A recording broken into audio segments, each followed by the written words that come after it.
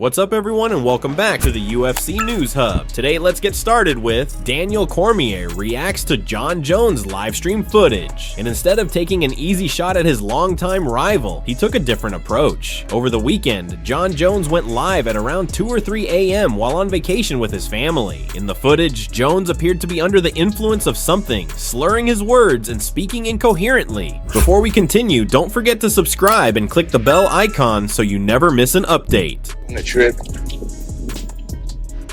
you get disappointed. And as a dad, you just want to.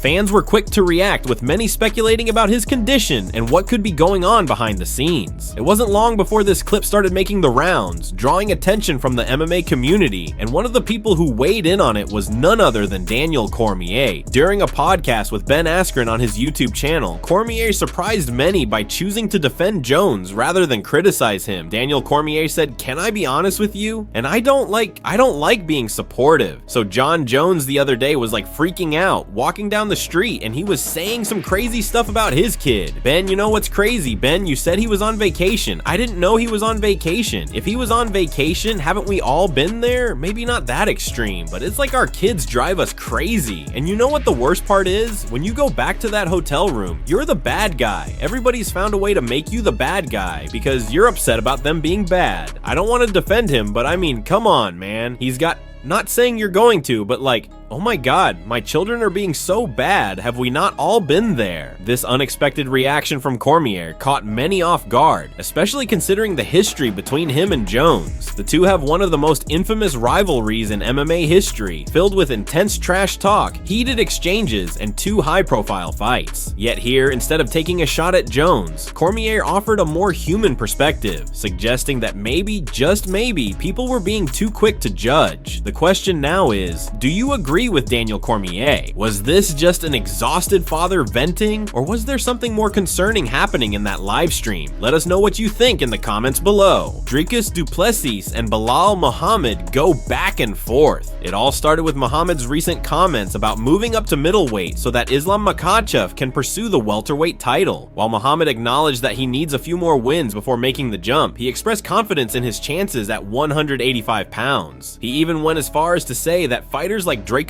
Plessis, and Strickland both suck, and that the only real threat in the division is Khamzat Chimaev. Naturally, this didn't sit well with Plessis. During an appearance on the Ariel Helwani show, Dricus Plessis fired back at Muhammad. I like how he acts as if he has a choice to ever go up to 185. Like, he will never. If he wants to do that, he would have to abandon his belt. He would have to vacate and go up to 185, and there's no way they give him a direct title shot. There's no way. The UFC doesn't even like Belal Muhammad. Have you seen the size of the man? What is he going to do? I step on his head and it's over. That's how that fight goes, said Plessis, making it clear that he doesn't see Muhammad getting any special treatment and is confident that his size and power would make quick work of him. Belal Muhammad wasn't about to let that slide and quickly fired back.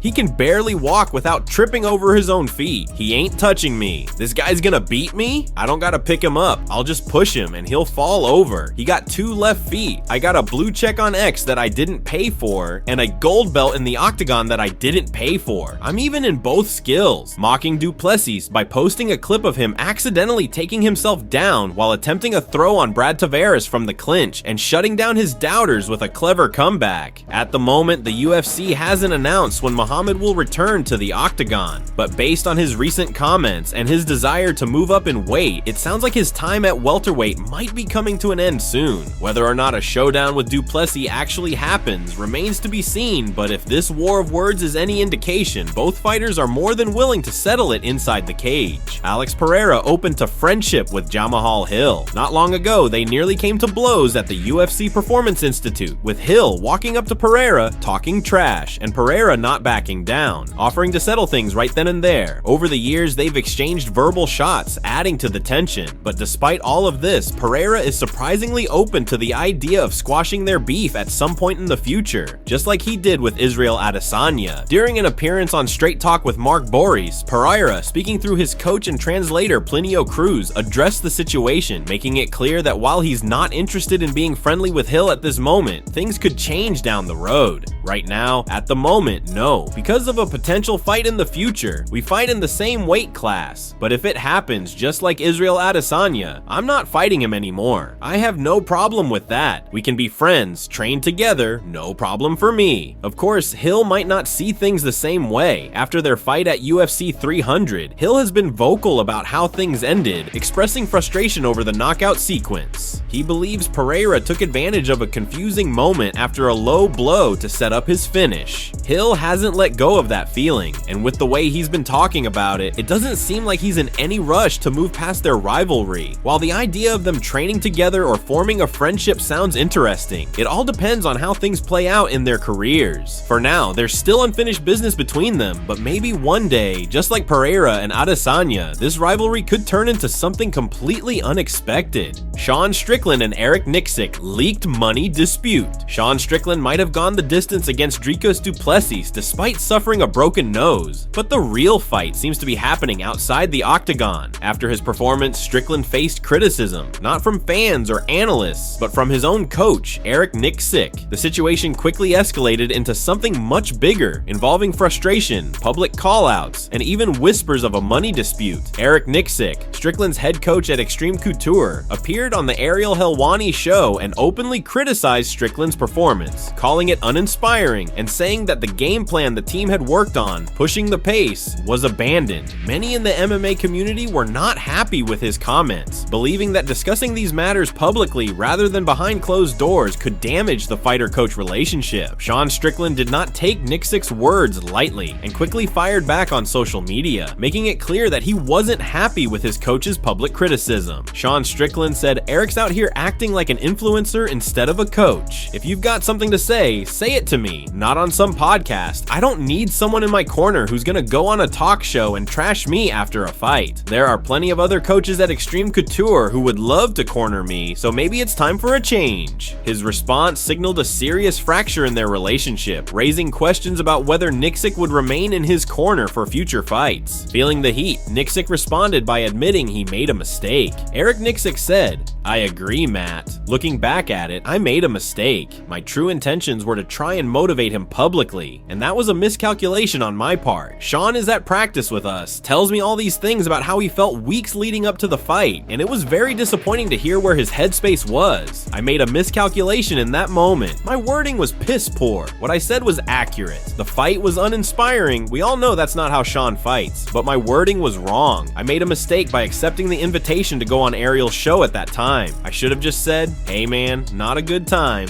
and left it at that." What really threw me for a loop was that about 30 minutes before going on Ariel's show, Sean is at practice with us, telling me all these things about how he felt weeks leading up to the fight, and it was very disappointing to hear where his headspace was. I should have known better. I took that energy and had to process that while I went on Ariel's show. I messed up. My wording was poor. What I said was accurate. The fight was uninspiring. We all know that's not how Sean fights. Now, where my wording was wrong was when Ariel asked if I wanted to continue coaching Sean. My response should have been championship mindset. I guarantee you this, if I'm in his corner or not, you think he's gonna fight harder next time? Definitely. Despite taking some responsibility, Nicksick also stood by his original critique, making it clear that he still believes Strickland's performance was below his usual standard. The biggest bombshell came from another Extreme Couture coach, Justin Janes. He suggested that the entire situation wasn't just about fight strategy or performance criticism. It was about money. Janes claimed that before the public fallout, Nicksick had sent Strickland a long 5-paragraph text about payment. When Strickland didn't respond, Nicksick allegedly took his frustrations to the Helwani the interview. Justin James said, Eric sent Sean a very long text message. It's like 5 paragraphs talking about payment and so on and so forth. And Sean ghosted him. That obviously would be very upsetting. If I'm calling somebody to talk about what I think I deserve and what I'm being paid and they just don't answer, I'd be frustrated too. You've got to look at Eric's personal life. He has a family in Vegas. He has 100 other fighters that he works with. He has a gym that he manages. He took time off to put into Sean an 8-week fight camp, then going to Australia for 2 weeks, just for a guy that doesn't even care about winning. He felt that not only was he shorted financially, but he was also taking time away from his other fighters that do want to compete seriously, and he wasn't getting paid what he thought he deserved. At the end of the day, Eric was upset that he was taking time away from people that deserve his time,